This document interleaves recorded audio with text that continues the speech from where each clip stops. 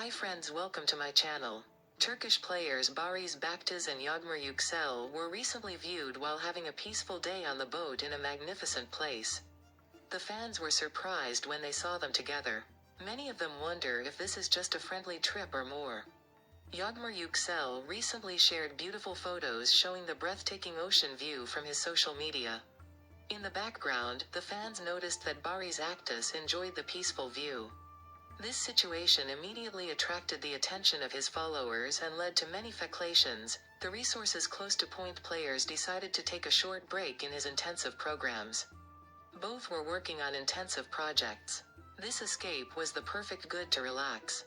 Duality chose a luxury boat journey to escape the noise of the city and spend quality time in nature. In the photos, Yağmur dazzled with a white summer dress, while Barış showed a comfortable look with a light blue shirt and sunglasses.